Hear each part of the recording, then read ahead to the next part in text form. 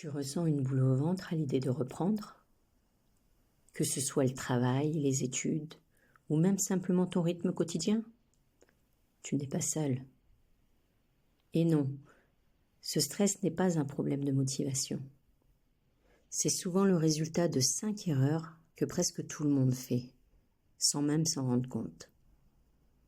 Dans cette vidéo, je t'explique quelles sont ces erreurs, pourquoi ton cerveau tombe dedans, et surtout, comment les éviter avec des solutions simples et efficaces.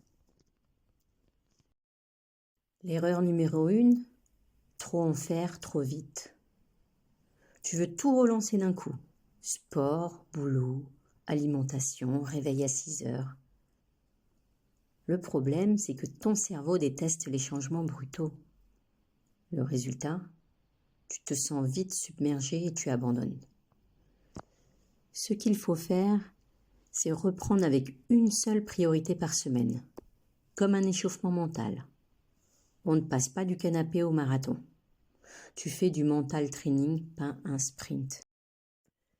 L'erreur numéro 2, se comparer aux autres.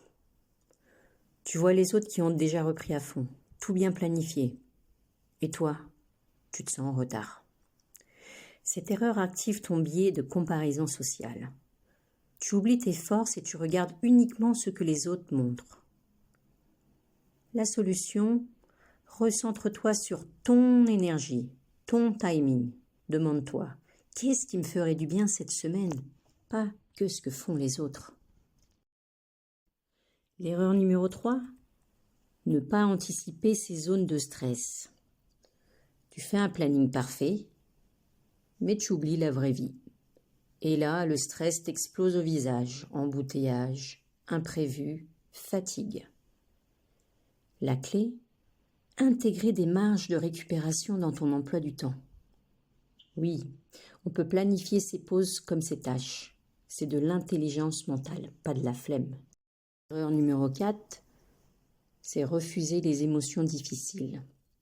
Tu te dis, je ne devrais pas stresser, je devrais être motivé.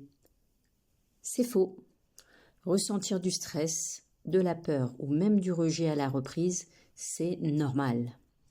Ce qui aide vraiment, c'est accueillir ces émotions sans jugement.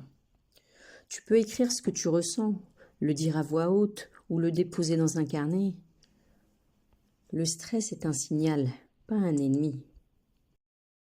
L'erreur numéro 5, c'est oublier que la reprise, c'est un processus. Beaucoup pensent que la reprise, c'est une case à cocher le lundi matin. Mais non, c'est une transition. Remplace la pression de la performance par la logique de progression. Une reprise réussie, ce n'est pas faire 100% dès le début. C'est reprendre sans s'écrouler. Si tu veux aller plus loin, je t'ai préparé une vidéo complémentaire pour t'aider à construire une routine douce et réaliste pour la rentrée. Le lien est juste ici. Et dis-moi en commentaire, quelle erreur te parle le plus? On est là pour progresser ensemble.